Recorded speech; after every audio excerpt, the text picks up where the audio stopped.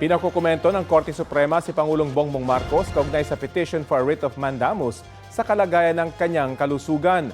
10 araw ang ibinigay ng Korte Suprema para magkomento ang Pangulo sa petisyong humihiling na sumailalim siya sa physical at mental examination, pati sa hair follicle drug test. Hiniling din sa petisyon na ilabas at ilathala ng Pangulo ang resulta ng pagsusuri, maging ang medical at clinical confirmation ng kanyang physical and medical fitness para gampanan ng tungkulin bilang presidente.